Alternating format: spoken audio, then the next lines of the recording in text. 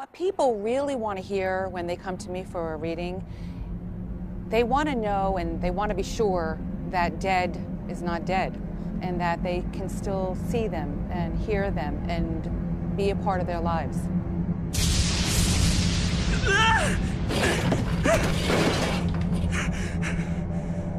No reason to act surprised. I am the Shinigami Ryuk.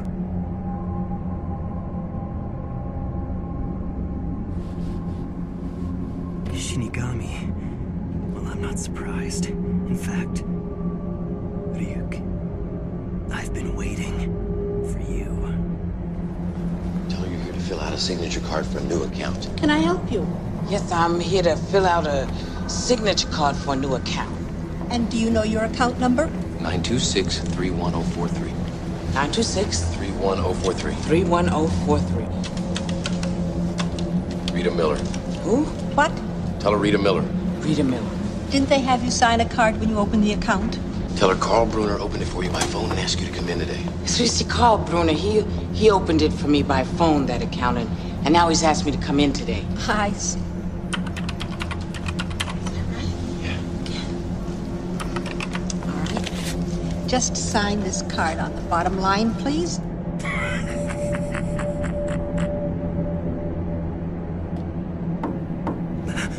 Light? It'll be all right. Answer it. What is it? I thought you'd like some apples. The neighbors brought them over for us. Why on earth is it so dark in your room?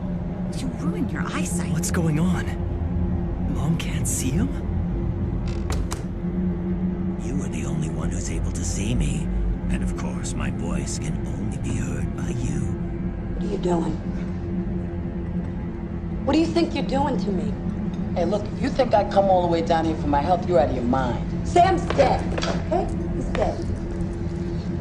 Tell her I love her. He says he loves you. Sam would never say that. Ditto. Tell her ditto. That was ditto. Ditto.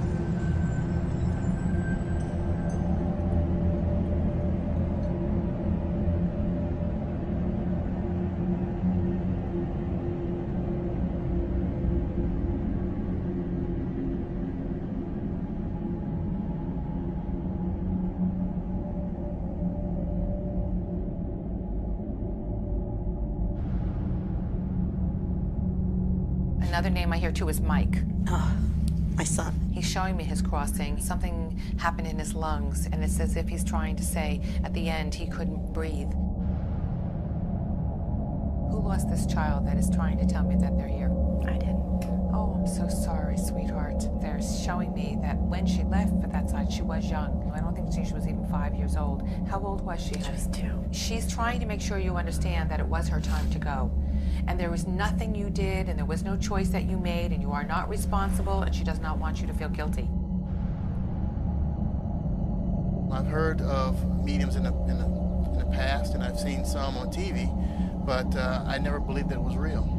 And the cancer, was it up in this part of her body? Yes. Because here is where she showed me the cancer's all here. My sister passed away of breast cancer, and she had mentioned early on that she's seen something or felt something within the chest. Right now, she's just counting on you to send her love, tell everybody you've heard from her, and the suffering is over. All right. One other thing, whose name starts with an L? She's telling me she's with her, Louise. The chances of her knowing or even coming close to this person, Louise, which is my cousin. My sister and my cousin were extremely close. That was an experience that I'll never forget, for sure. One other name she mentions is May, M-A-E, is there. Conchetta mentioned the name May, and she actually spelled it out, M-A-E. And at the time, I had no idea of who she could possibly be talking about. When I went home, I talked to my wife about my experience, and she indicated her stepmother had recently passed away within the last 12 months, and her middle name was in fact May, M-A-E, and her first name was Annie. And I wanted not to believe. I wanted badly not to believe, but as a result, I just could not deny that she was right on. To you. you or bring you communication from your dear little girl through a medium, because that practice has been forbidden. So anybody engaging in that practice is not a good or godly spirit. So get this. So they say to me, then how did that spirit know about the pink teddy bear with the locket in the bottom drawer of my bureau? And they told, my little girl thanked me for that teddy bear, and I never had the chance to give it to her because she died before I could give it to her. Then I know this is real. And I say to them, I know this is horrible. This is how despicable these demons are. They take glee in making you suffer. They know about the pink teddy bear because they saw you buy it. They know where you put it. They know about the locket. They know about the inscription on the back. I said, they are deceiving you. Why are you doing this to me? You hear me? Why are you doing this to me? I can't. I just can't. What a mate, tell her she's wearing the shirt that I spilt the margarita on and the earrings. Ollie, Sam says to tell you you're wearing the shirt that he spilled the margarita on and the earrings he gave you for Christmas.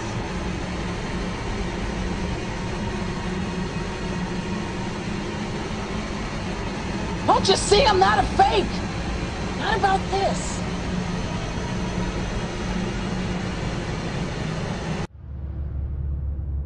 You came up with names a lot of times. Yeah, well, that's them. They came up with names. I get the credit for it, but they're really the ones who are so amazing. Oh, you're amazing. That makes me very happy. But if you walk away with anything today, I don't want you to walk away with saying, I'm amazing. I want you to walk away saying, my family's not dead. And someday we'll all be together again. That's what I want you to walk away with. Oh, thank you. So I got the evening off, and I went out. We went out and had dinner. He told me, "Hey, I got something fantastic to tell you." He said, "I am affiliated with people that speak with the spirits of the dead. How would you like to talk to the spirit of your dead mother?" And I was shocked. I was shocked. He said, "You wouldn't be afraid of talking to the spirit of your dead mother, would you?" Well, I said, "I'll tell you what, I would have to give that some thought, because it's something I never thought about before in my life." Most of us probably haven't. A little afraid of something like that. Well, he said, you know, it's written all over your face. You're afraid of going to a seance. But he says, "I know you. You're going to come."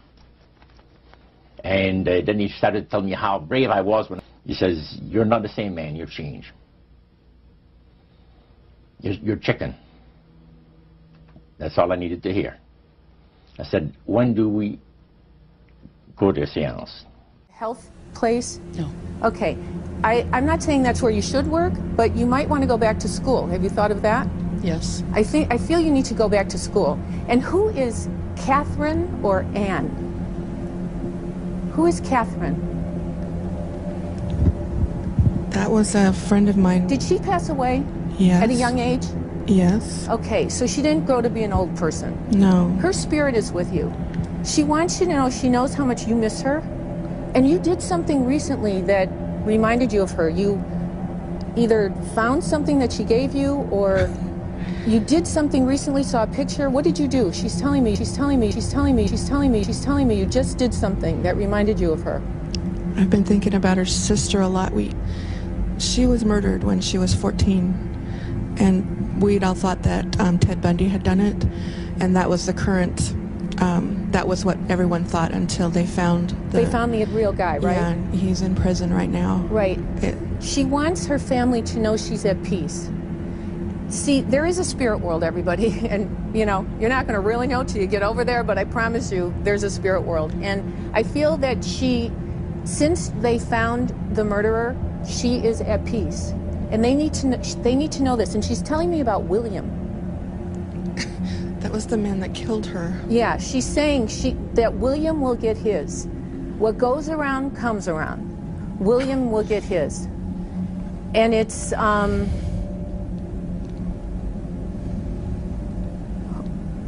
there's a sign. She comes as a sign. Do you see signs and you think, oh, that's her? Did she give you an owl or a bird? Did she give you an owl or a bird? I was in the hospital once when we were 12, and she came to visit me, and I still have a little... A bird she gave you? No, it was a little booklet that she made so people could sign it, and she drew an owl on the front of it. Okay, that is her sign to you. That she wants you to know that she watches over you.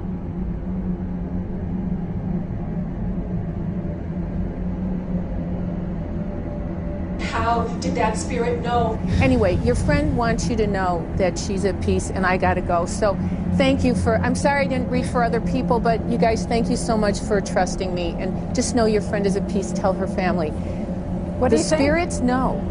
What do you think? I'm in shock. I mean, I felt Kathy around me a lot. And there's a song that makes me think of her every time. And I drive by her house. And, you know, I miss her. We were best friends until she disappeared one day hitchhiking on Aurora. The one thing I can promise you is when it is your time, many years from now, to go to the spirit world, when they talk about the white light and seeing our loved ones again, she'll be there waiting for you. Thank you so much. Shar, thank you. If you're interested in a reading from Shar, she's doing a small group reading tonight at the downtown Seattle Marriott starting at 6:30 p.m. And it amazes me because all of a sudden, only Bill would have known that. It's amazing. Nope. The spirits that were around Bill that are familiar with him intimately knew that too. And now that demon is communicating back to the demon that's in the psychic. It's a demon hotline. Not a psychic hotline. You have two demons communicating back with each other what the other person is doing. Their belief, popular belief of necromancy, is to conjure the spirits of the dead. So you can speak with someone who has died. Right. Like the seance that you originally went to was the practice of necromancy. Yeah. Now, the priest says that the super deception is brought about in only one way. Through the deceptive belief that man has an immortal soul that lives on after death. And he said that constitutes idolatry through necromancy. So he says there are hundreds of millions of Christians that are practicing idolatry. What do you think? They're glorifying God. See? Because they believe that the soul is immortal. Yeah. They may not be talking to the supposed spirits of the dead. Contrary to popular belief, necromancy does not consist of conjuring the spirits of the dead. The reason being that man is totally mortal and does not possess an immortal soul. So who are they talking to? He says the friendly demon spirits that have always found over the centuries great delight in impersonating in apparitions departed loved ones and persons of great renown. Necromancy is in reality a belief, a religious belief. People believe that the dead have entered into a higher state of existence than they had when they were alive. Also that they are in a position and have the capacity to help the living here on earth. See? Then he said, he says this is where things get really interesting. He said, according to the great master, a person does not have to supposedly call upon the spirits of the dead to receive help, you see, to be involved in necromancy. All he needs to do is to believe in life after death. Because he said, necromancy is the belief that man is human, as a human being, as an immortal soul. So anybody that believes that man has an immortal soul is involved in necromancy. It's that simple. By people believing that they are either talking to the saints, see, the spirits of the dead saints, or a dead relative, or a dead person of some type. When people believe in this business, they are actually opening themselves to be completely deceived by demon spirits, because it gives the demon spirits an opportunity to impersonate the dead, see, and for people to believe their lies. And the priest says that thrills first of all, it says it brings the great master the respect and the reverence that is due to his great name. And it makes all the other spirits exceedingly happy because they are the ones that have worked to lead people to believe in life after death. See? And they rejoice. Your mother is with other people, lots of them, tells me that she's so proud of you. She said something about a car. Did you just get a car? You did. She said, good luck with the car, baby. She saw you there. She's telling me she's in the car. She says something about it having something in it. I'm not quite sure. Do you have something of your mother's in the car that you keep there? Oh, good. That's why she's saying it then, because she says, I see the car, see what you keep in there. And she also says to tell you that you, when you were born, I don't know if you were the first girl or the twin. Oh, then you came out first? That's why. So you have a twin sister? Yes. And you were the first one to come out? Yes. That's why she's saying it. Anyway, she's telling me she can breathe again. She couldn't breathe at the end. And the fact is that really tortured you, that you could see her struggling like that. And she's saying, tell my daughter that it's paradise. The paradise of God is beautiful. And she's with parents of hers that she loves very, very much. And that you would be happy to know that they're all together. They're all together. And you've kept a box of pretty pieces of jewelry that belong to her that she's really glad that you've kept. And she keeps telling me you're going to be all right, darling. You're a good girl, and you're going to be all right. And that she loves you all. Okay, sweetheart? Thank you, babe. You're so pretty. Pretty thing. Wow. Your mother-in-law has a sense of humor. Did she, or was she interested in tea leaves or tarot cards? She drank a lot of tea. Okay.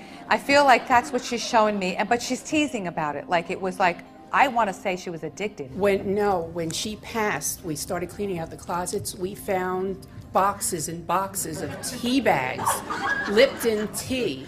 Okay, then that's what it is. See, I have no idea what any of this means. And we were laughing about it. Oh, Her granddaughters and I, we were hysterical. Okay, that's what it is, honey. She has a sense of humor, and she's laughing as she tells me. And she said that it would be something that would identify her, so obviously it does, and that turns me on. Did you lose your daughter, love? Your daughter? Yes. Okay. I don't know how to put this in any other words except to say, I love you so much, my father. I love you so much, my beloved parents. But this was a daddy's girl. There's no question. She was a daddy's girl. And you took care of her every need, every time.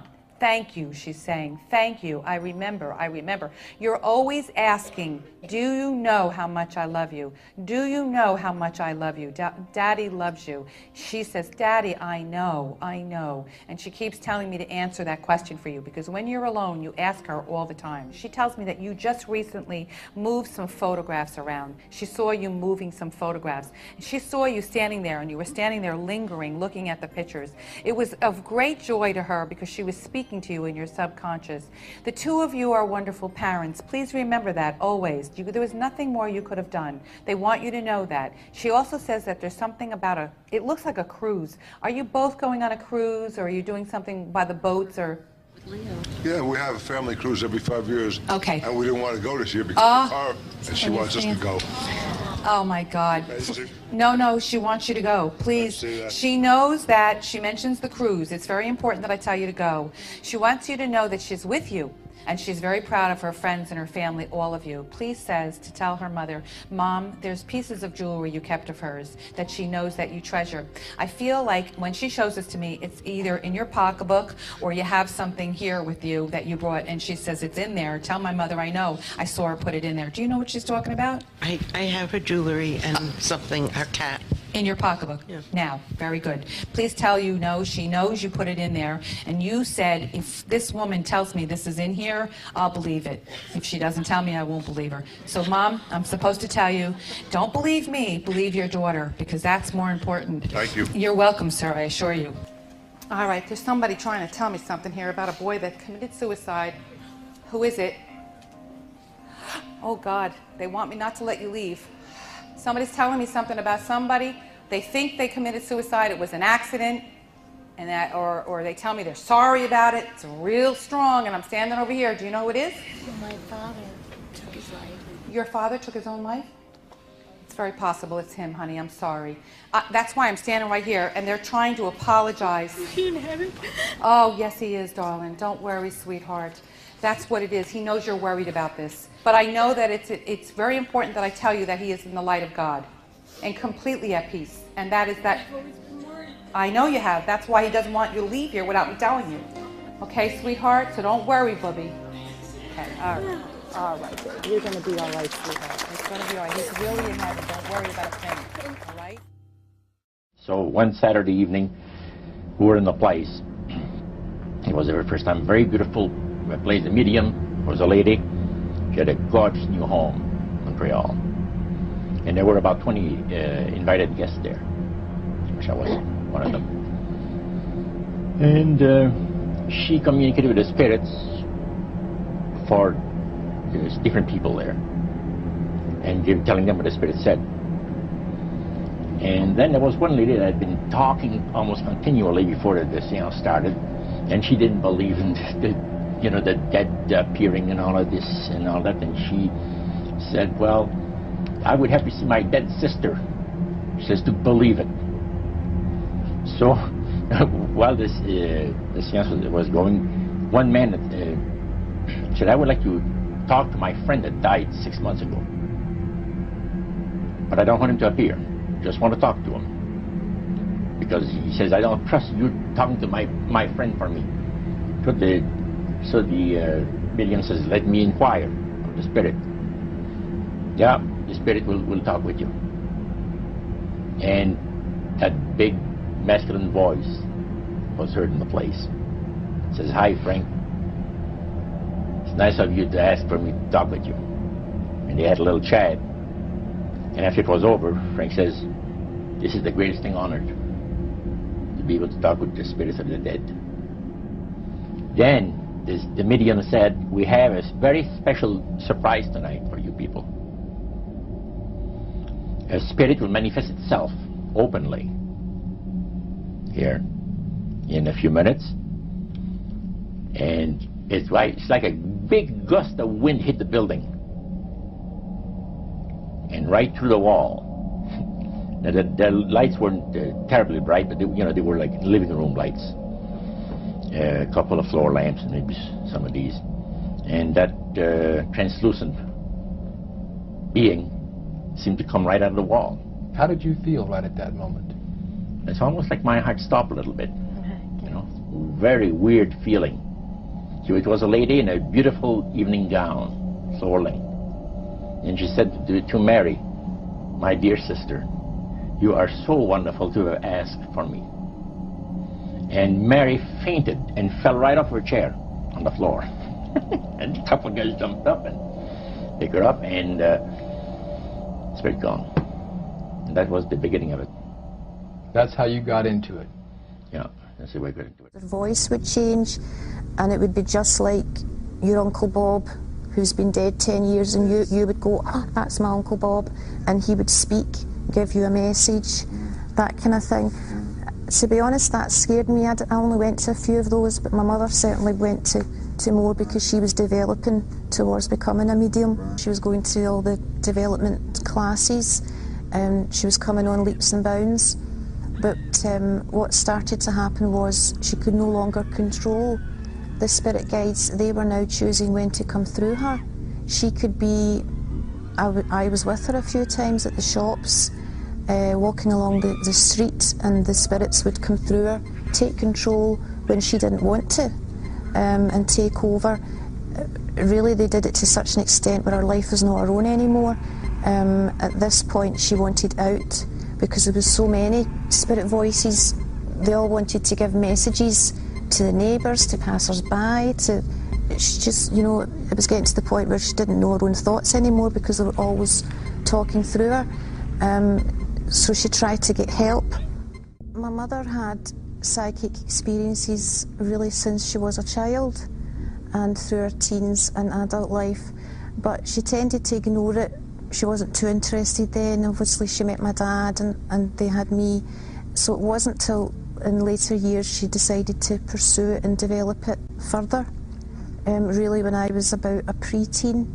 I also had psychic experiences as a child too, and was very interested in it as well.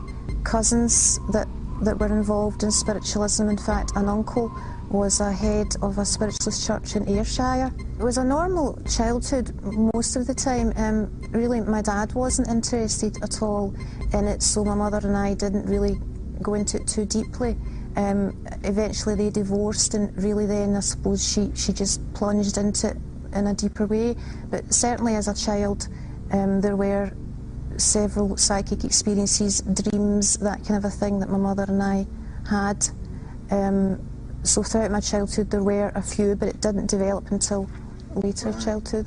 There weren't too many scary things happening yet. That wasn't till much later as a child. It was more, you know, I was fascinated with the supernatural. I loved ghost stories, watching supernatural programs on the TV, ESP, these kind of things.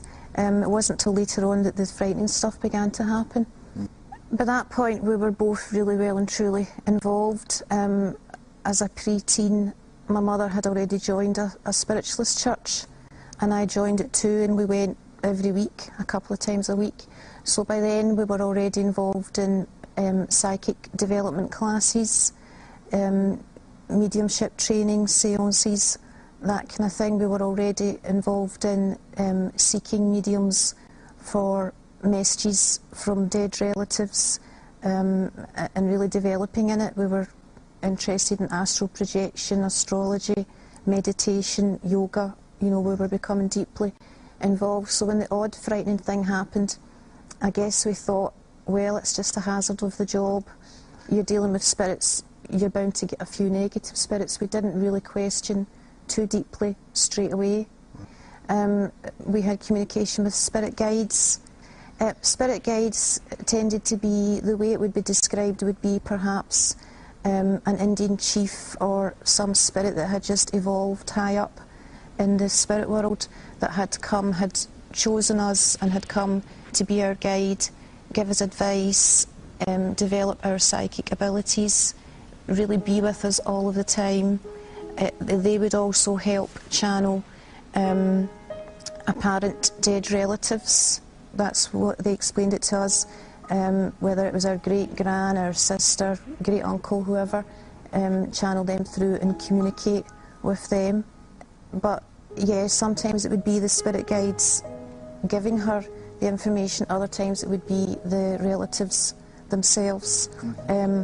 I was more encouraged to take up the psychic art, which was, I didn't get too involved in it, though I started it and became quite frightening, so I didn't pursue it. But that was where I was encouraged to let a spirit guide take over my hand, draw the psychic art, draw the picture, the portrait of the spirit guide, or even the dead relatives. So of course, if I was to give that portrait to a relative, they would think, oh yeah, that's my dead granny, that just looks like her, and it would make them think that the grandmother had come through to them. As I say, I started doing that, and I started doing Kirlian photography, which is photographing spirits with infrared film. But ectoplasm would start to form, and really I got quite afraid of that, and I just didn't want to pursue it. I thought I would go back to it in a few years, but I didn't want to pursue it any further.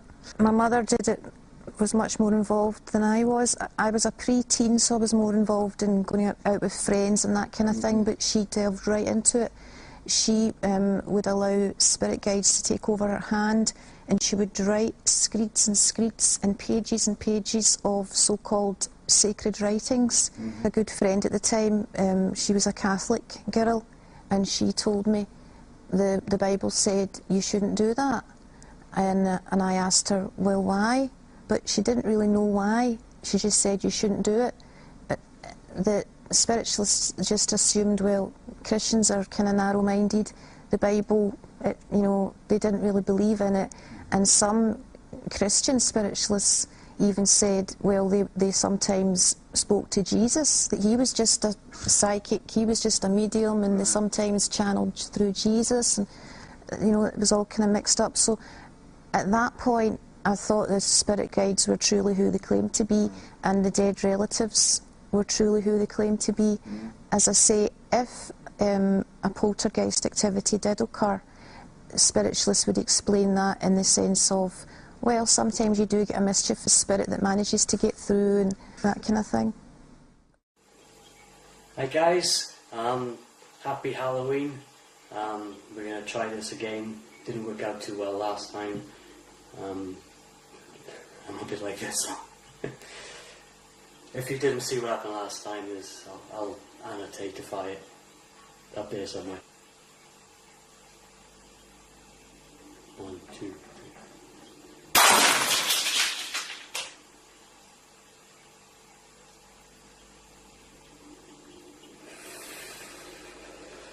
I didn't sway. I don't know. I'm tempted to run out the garden. I really can't do anything with that anyway. The noise is going on.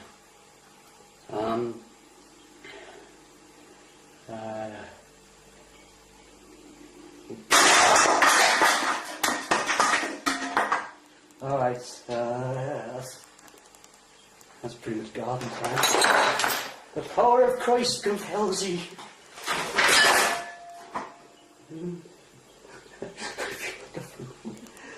There we go. Yeah, that's kind of...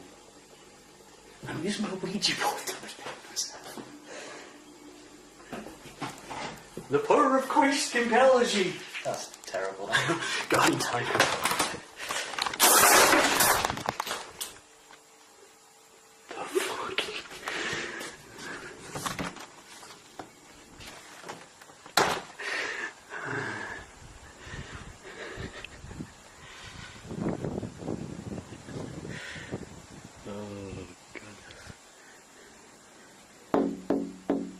That's me knocking.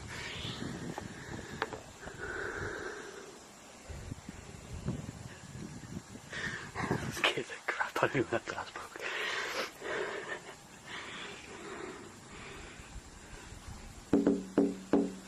Can I come in? The EMF meter as well. It'd be interesting to see what happens with that. Ooh. Obviously not done. I wonder which way it was moving it to. Where's the board? Oh, that would have been a no from what I was saying.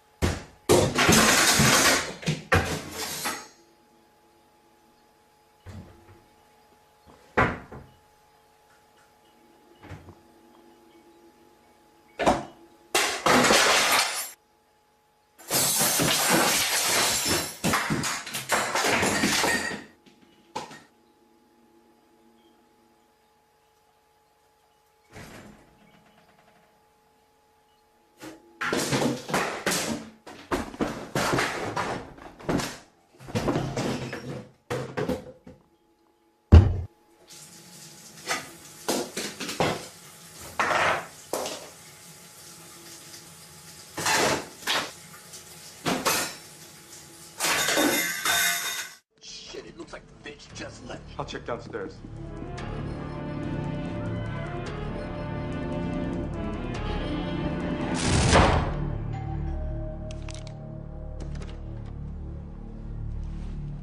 Call.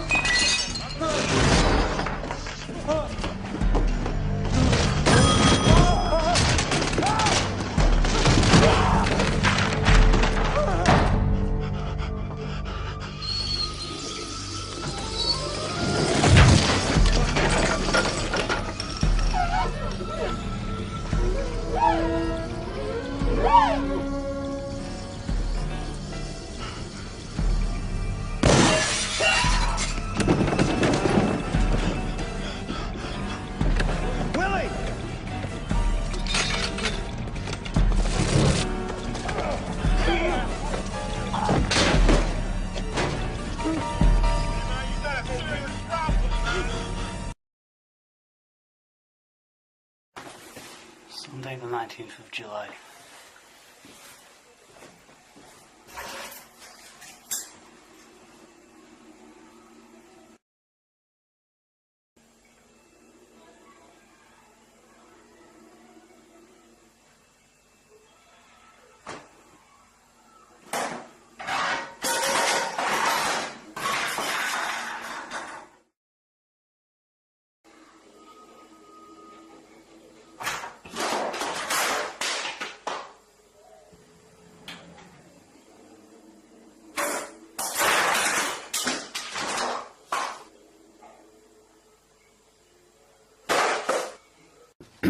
I'm in my greenhouse now, it's just great.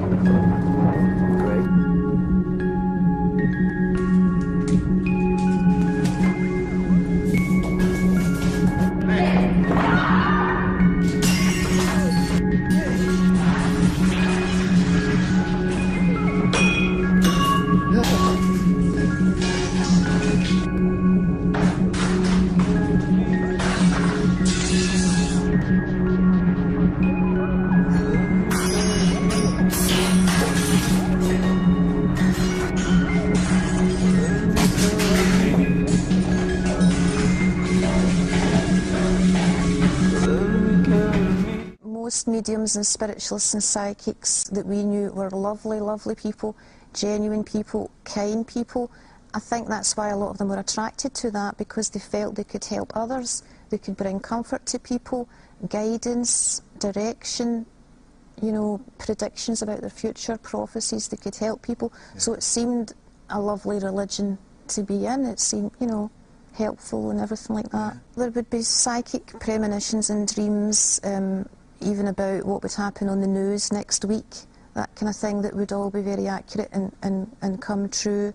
There would be messages for people about their deceased relatives where you wouldn't think it was fake or a charlatan was involved, because the information would be so accurate. Names, dates, places, descriptions of the deceased person, their personality, phrases they might use a lot. You know, you wouldn't think it was fake at all. And we started to also, round about this time, heard rumours of lots of other psychics who were going through the same thing, even mediums who were trained, who were having this problem or having poltergeist activity in their house, and they weren't able to cleanse it or to control it. So that we started to get disillusioned with it then. So we thought, why now have our spirit guides turned against us? They attacked my mother, they threw her about the house. I was talking about shopping. Several times she was picked up and thrown over cars, over the bonnets of cars, that type of thing. The dead relatives, like apparently my grandmother and that kind of thing, had always been kind and given advice. Suddenly they turned against us and would shout obscenities at us. So it was confusing as to why is this happening, and is there another power actually behind? They're not really our relatives after all, or our spirit guides after all. Really because of what was happening in the house. My mother was losing control, the spirit guides were harassing her so much. Sometimes they would force her into a trance. Once the kitchen went on fire and she didn't realise it happened. The whole kitchen was up in flames because they had took her away in a trance, and she didn't know, she just didn't know what was happening. So that's what made me question it. I stopped going to the spiritualist church then, although I actually still believed in it because it's all I ever knew. Eventually I went to university. I was in second year studying psychology, and a lady, a Christian, came alongside me. We became friends, and by this point my mother was taken and put into the psychiatric ward because the spirit guides were telling her to kill neighbours and kill people. So the police were getting complaints about my mum, the doctor had complaints about my mum. She felt she had to do it because the spirit guides were telling her to do it. So, but then it was obvious our mind was so badly affected. So I told Susan this, and she surprised me by saying that Jesus could help with this. Well, I hadn't read the Bible before, so I wasn't very sure at first whether or not to believe her. But she explained that she went to a Pentecostal church where some of the members had been involved in spiritualism before, or psychic phenomena before, and they had had horrible experiences too, whether poltergeists or similar experiences. But once they became a Christian and asked Jesus into their heart, Jesus had cleansed their house where mediums before had failed to cleanse their house. So that was beginning to make sense to me. The more she said Jesus could cleanse your house, well, my mother's house was still haunted, my flat still was not so clear. So I went along because a prophet was there. But obviously I heard the gospel, and I heard about Jesus, and for the first time I thought, gosh, you know, this could be real, and I hadn't really considered before that it was real. The presence of God was there and touched me for the first time. Well, that night I went home, and I hadn't really looked at a Bible before, but strangely enough, that day before we went to the church, I had a Bible ready to take to a charity shop. So it was sitting at the front door, but as soon as I got in, I opened the Bible. And I was starting to get a bit confused because I thought, well, maybe Jesus is just a psychic. Maybe it's all just psychic phenomena. You know, is he really the Son of God? I was kind of a bit frightened as well that night with the spirits because I sensed they weren't pleased I had been there to the Christian church. So I prayed and I asked God, if Jesus is real and if he is the Saviour, will you please show me what to do and what should I do about spiritualism? I had a verse that was basically get out of spiritualism, which really did give me a fright because I suddenly realised what I had been involved in. And over the next couple of days, a few more scriptures came to light and really explained it all to me. Deuteronomy chapter 18 verse 10, let no one be found among you who practices divination or sorcery, interprets omens, engages in witchcraft, or casts spells, or who is a medium or a spiritist, or who consults the dead. And it goes on to say these things are an abomination to God. So I got a fright reading that. And then 2 Corinthians chapter 11.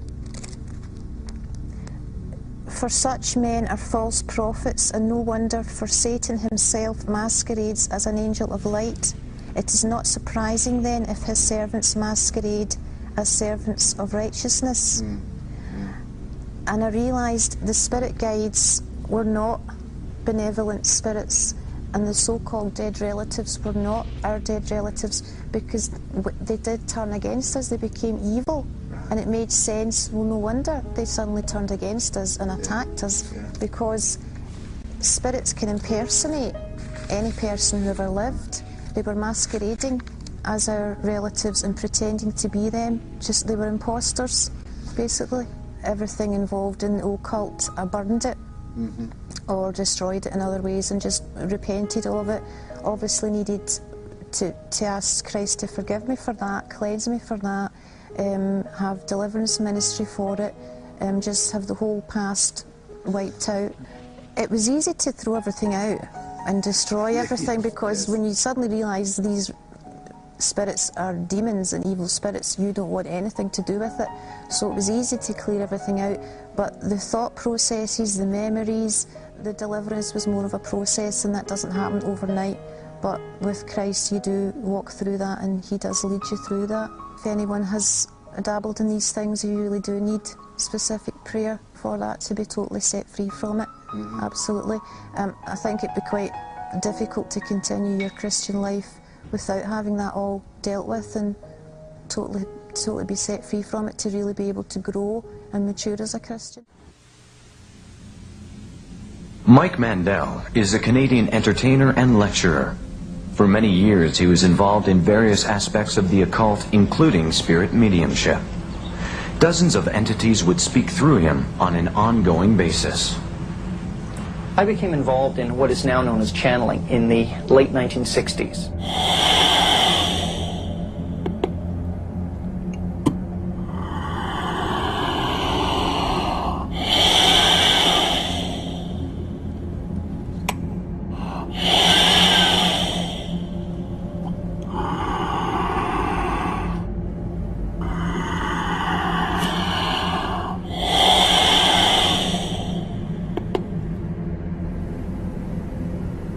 All right. Greetings, dear ones. Yes, hello, dear. May the peace of the Great Spirit be with you always. So let us begin with the discussion.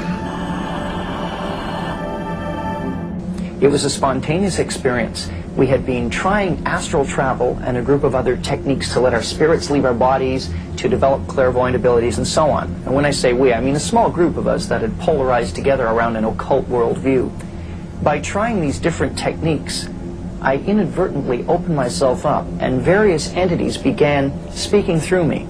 initially speaking in my head, and then eventually taking over to such a degree they were using my vocal cords and speaking through me to our friends. Mike could literally be talking to you as I'm talking to you now, and instantly, in a moment, change and be taken over, and someone else would be talking, and his voice would literally stop being Mike and all of a sudden be somebody else. Initially, it seemed to take them quite a bit of effort to take control of me. And it was more or less a voluntary thing. But as time passed, I realized that it was getting much, much easier for them to slip in and out. We used to call it someone popping in. We'd say, oh, so-and-so just popped in when you were gone. And they would appear sometimes for hours, sometimes for just a few minutes. And then we realized eventually that they were able to go in and out as they pleased by the end of things. And we asked one of the entities, someone asked on my behalf and said, why is it that you can get in and out of Mike's personality so readily? And they said something to the effect of, all human beings have a door that will keep other spirit beings out. And in most people's cases, the door is locked and barred and stapled shut and roped shut and sealed. And they said in my case, it was virtually hanging off the hinges. The first time I ever talked to Tobias was on an airplane in 1997, and I wasn't particularly spiritual or metaphysical. I was in the business world at the time, and Tobias came in on this plane flight and started talking, and hasn't stopped since. But initially, it was just me talking to Tobias. I hadn't even told Linda about it. And how long did it take you before you broke it to Linda that this It was about a year. So you kept it to yourself for a year? Yeah. I received what felt like, what I experienced to be a telepathic contact from Bashar and his people. In that moment of the telepathic contact, a memory actually came back of having made an agreement somewhere prior to this life to do this. I grew up in a Roman Catholic family of Sicilian immigrants. Most of them, even today, after I've been channeling Joseph for 15 years, don't know what I do. They have some idea, because I don't talk about it to them, and they don't ask me. They know I do something weird. I was very lucky. I had a lot of support. My friends were very accepting. And that's one thing that I've always been really open about. I didn't really hide it, even from employers, you know, and I've always felt it was really important for me to be honest about that because I saw how it impacted people. I started in a class where we were really studying making a trans bridge, an interpsychic bridge to other sources of intelligence. And so it started in the context of that class. See, I thought that all of these esoteric things were for older women over 40, and it would have nothing to do with men. So I was dragged to these two guys who channeled for me, and there was something, this was 3 years apart, they both told me the same thing. And that is when I had to start looking at how could guys 20 years apart in age, 3 years apart in ID, who never knew each other, give me information that was identical. And the information just happened to be that there was a master named Cryon who I was supposed to get a hold of. He says the grain plane, the master's grain plane, for harvesting the nations, for harvesting the multitudes of the earth into his cause, just before the close of the great controversy between the forces of good and evil. So we continued, after we expressed ourselves that we're deeply interested to know more about the activities of spirits. And he said it's going to be done in a unique manner. This grain plane is going to take people are going to eat the stuff. Because he says spirits, demon spirits, will declare themselves to be inhabitants of far distant planets in the galaxies that are coming to warn the inhabitants of planet Earth of the impending destruction of the planet, unless something seriously proper is done to avoid it. Due to the fact that the millions of the Earth people believe in people having an immortal soul, this is readily accepted. When the spirits will, through a trance medium, converse with influential people of the light. Now, what is a trance medium? It's a channeler today. What is known today as a channeler? Channeler, yeah. Shirley MacLaine's experience of getting involved with Spiritism and with the supposed inhabitants of far distant planets in the galaxies. I taped the whole thing in 3 hours. And you were hearing the fulfillment of what this high priest had said 45 years ago. Yeah, exactly. So he went on explaining about the fact that the spirits will show themselves willing to give valuable guidance that will not only help people avoid the destruction of the planet, but it would cause them to enter into a higher state of existence. For instance, he said the spirits will promise, this is a big word, promise, that if their recommendations are followed carefully, they will usher in a glorious new age of peace and prosperity, and there'll be there'll be no more wars. See, there'll be no more famines. There'll be no more people getting unhappy with one another. Neighbors will love neighbor, and social unrest will not take place no more. An arrangement, so to speak, was made prior to the physical life of the channel within what you would call the oversoul of the channel, of which I am also a part. We are part of the same soul. You might refer to me as the channel's future self, and incarnationally speaking, I would look at the channel as my past self, just to put it in linear terms. We are not happy with the way that things exist currently in our reality. All right, we are from what you would perceive to be the future, and we have come back to our past so that we may learn, all right, and so that we may assist the planet, because what's going on now is going to impact the entire universe. Well, we would prefer that you ask us, if you like. There's nothing in particular we would like to say, except that we're here, and it's very, very pleasant to be here. It's a delight. It's part of sharing, with the big S, if you might say. The archetype of sharing is something we enjoy embodying. I've had many, many lifetimes on Earth. I have deep love and compassion for humans because I remember what it was like to go through the things that humans are going through now. I remember the challenge in particular, the challenge of knowing at some deep level that you are a spiritual being. Our goal is simply to help people live a more joyful, abundant life. And whatever it takes to achieve that, we're willing to do. And so that, in a nutshell, if you will, is our work. You sit in the energy of a great shift. Many of you are feeling it. Maybe that's why you're watching this now. Maybe there's something that has happened in your life that would allow you for a moment just to open your mind and look inside something you always thought was untenable before, only reserved for those on the lunatic fringe before. And here you find instead wisdom pouring out. Perhaps you'll even feel the love of God pouring out. There's a lot of things that are being transmuted and altered at this time. All right? You're finding some things out about some of your religious leaders. You're finding some things out about religion that just isn't holding true to you. It's not ringing true to you anymore. Well, we want to tell you this, is that there is so much here that is hiding. But you must feel it. There has been such a shift in these last years, especially in the last 20 or so. You're remembering who and what you are, and it doesn't need an intermediary. This changeover from the old religious system that so many of you are familiar with is difficult, very difficult, because it holds on tightly. Those who have such a strong concept of God as some higher authority and is the only creator, they want to hang on to that dearly. They fear letting God go, their old God, you see, because they are so out of touch with themselves they can't possibly even contemplate what it's like to have to go inside.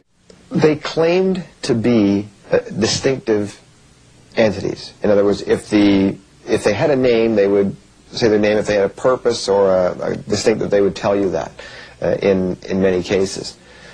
But the the range would range from very what we call low-level life forms that really didn't seem to have any purpose except to be pranksters, that sort of thing, on up to through the sort of human range, right on up to the what you call ascended masters, the wise, benevolent, powerful type entities, and the antithesis of that, the evil, powerful, intelligent entities as well.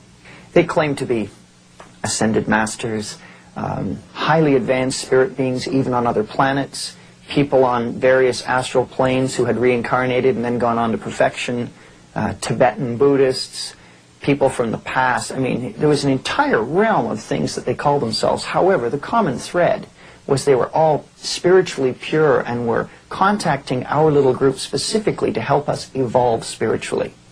There's no question in my mind now that they were demon spirits.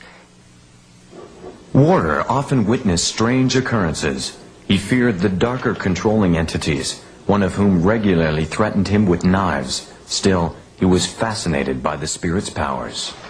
One evening when I was over at Mike's place, we were just sitting talking when all of a sudden one of the entities popped in and became visibly angry with, I think, primarily myself, and began ranting and raving. I can't remember the exact words he was saying, but he got up and sort of stormed off into the kitchen. My habit being to always follow Mike into the kitchen or anywhere where there were knives present, and so I just followed, but I was very concerned with what was going on.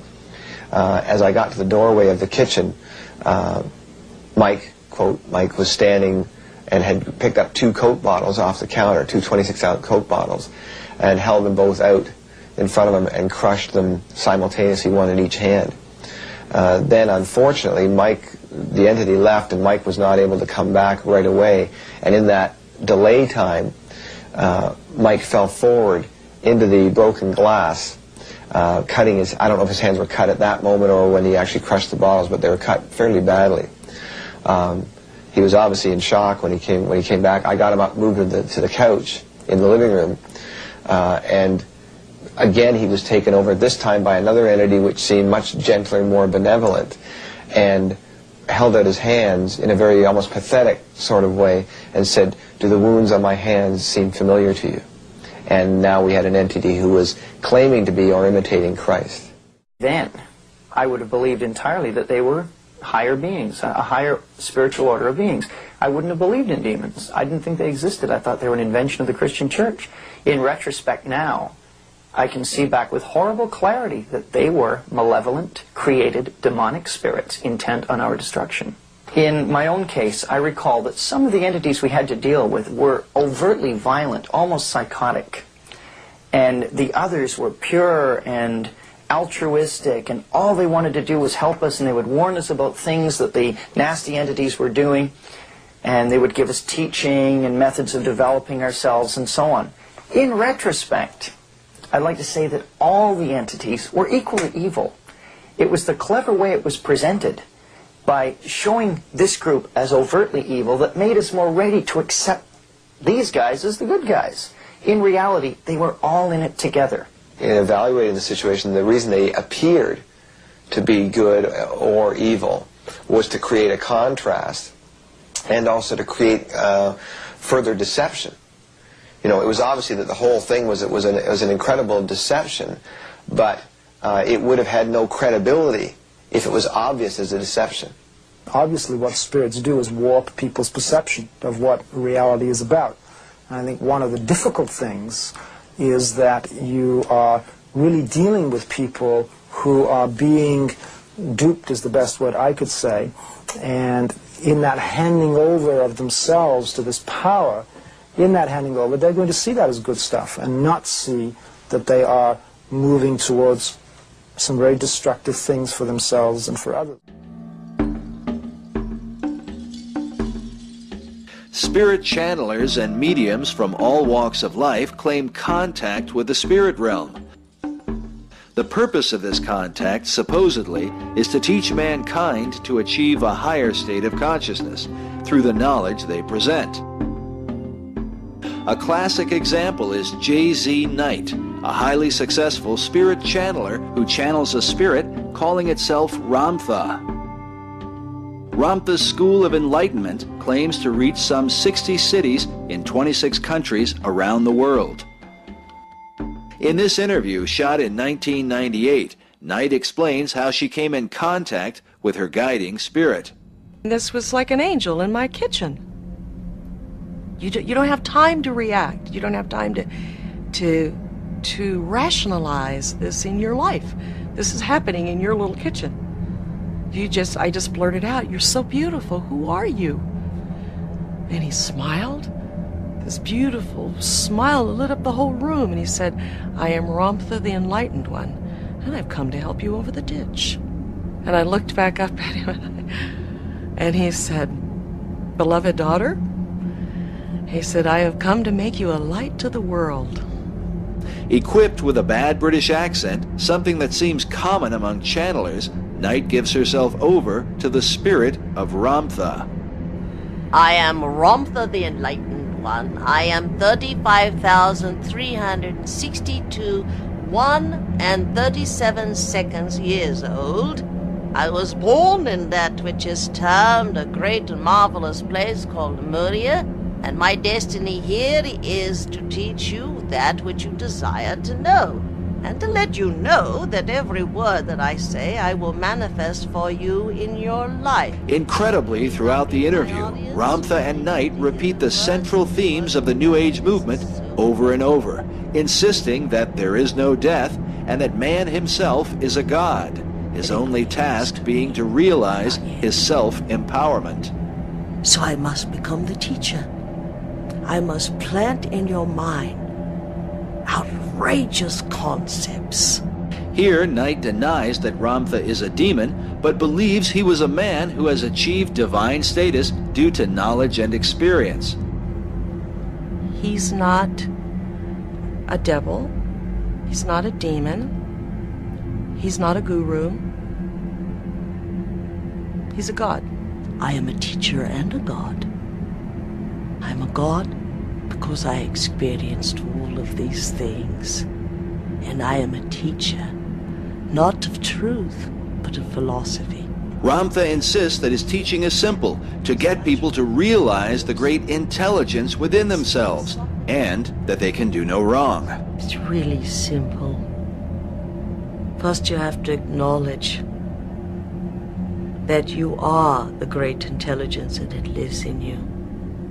And your body is an extension of that intelligence. And there is no good and bad in God. That's impossible. As if echoing the voice of the serpent, Knight now directs the listener to the path of sacred knowledge. We deserve to know the truth. And those who ask are going to be given everything, going to be given all the sacred knowledge. We are not given but one lifetime to prove what we know. This is not a test. It is an opportunity. Ramtha propagates the New Age lie that man has many opportunities to get it right through reincarnation and evolution. Years ago, I would say that I'm relatively young to many of you who have been reincarnating and slowly evolving to ask the great questions, the great mysteries, to have them revealed here. My daughter is here simply to say, you're an immortal.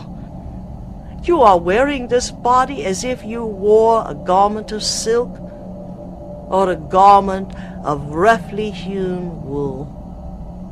You are here simply to wear the garment and to live the experience, but you have never died and never will. That is not in the plan of God. Next, Knight and Ramtha deny that God is a person, but insist he is a natural life force that exists in everyone. He saw what God really is. God is not a being. It is life itself. It's the will of life, and it's in everything.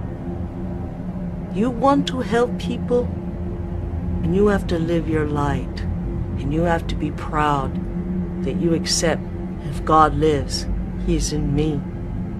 And you are a righteous man for saying so. Because if He lives in you, then He lives in everyone. Why cannot everyone share such a treasure? I love his message, Behold God. I love it that he says to us that we are divine. The journey of awakening is not through a redeemer, but when we realize we are our own redeemer. It is a lie, what the fanatics tell you. As with the rest of the movement, rejecting the gospel of Jesus Christ and the teaching of the church is essential to the message. As long as we think that some channel, some channeled entity, some Christ, some priest, some preacher, some deity, some prophet is our Redeemer that excuses us from living life, we have missed the message. Why don't we learn to think on our own and find new benefactors for that greatness? Genius, you know, it is that which is not mediocrity, is not predictable, is not funded, is not hired. It is that which can dream beyond the paradigms. You have the ability to be a genius. And did you know that every dream that you dream should never be put aside as imagination? That every dream is the next step of your evolution. And Ramtha gives us permission. He first says, you are God. Now let's get about learning how to be that. Religion is no longer sacred. Everyone questions the church. They should. Everyone questions the meaning of life, and everyone questions the direction that science has taken. And when you do that, it is an age of enlightenment. We cannot have enlightenment does not come on the heels of the Black Plague. No, that is not enlightenment. Enlightenment comes on the heels of plenty. Because only when you are gluttonous to everything and you question everything are you ripe to know what you have never known. So forget about the past and live today on the wisdom, the virtue of what you've gained. You don't have to feel guilty about your life anymore. I would love someone to stand up and say, God doesn't live outside of you. God is you. While J.Z. Knight is among the more successful mediums, she is certainly not alone. A nearly identical doctrine is preached from a series of channelers who believe they are in communication with extraterrestrial spirits from other planets and galaxies. Next, we are introduced to a woman who channels a spirit, calling itself Leah.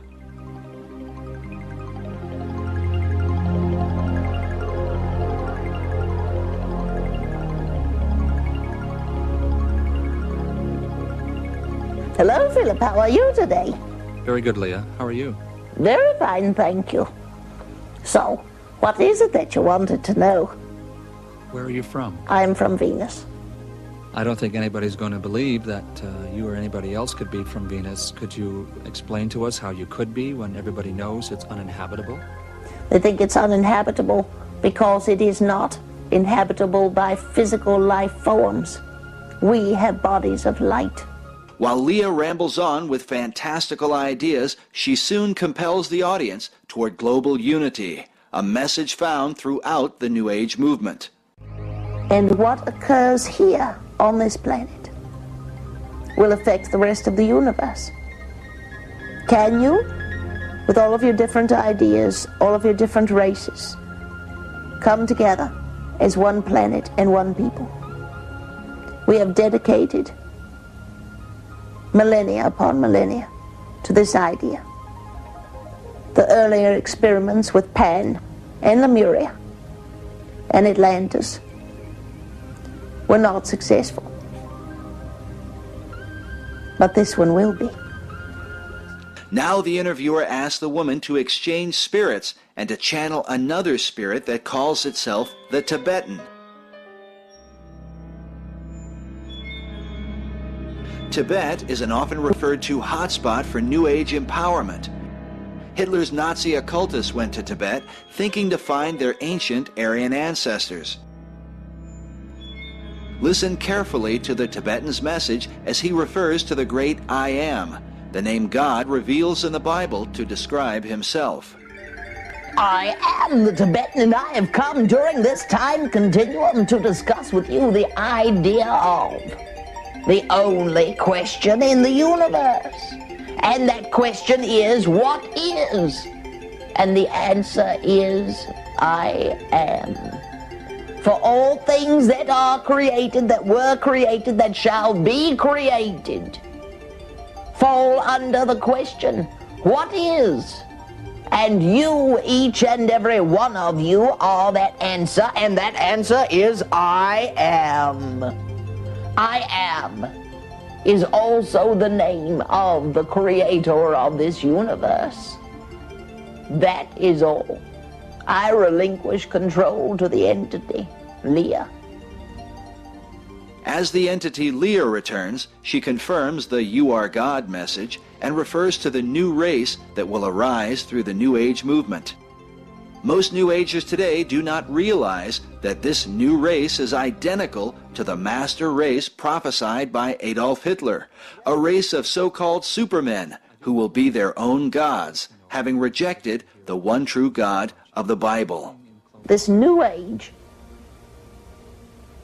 is where there will be a race on this planet and throughout all galaxies.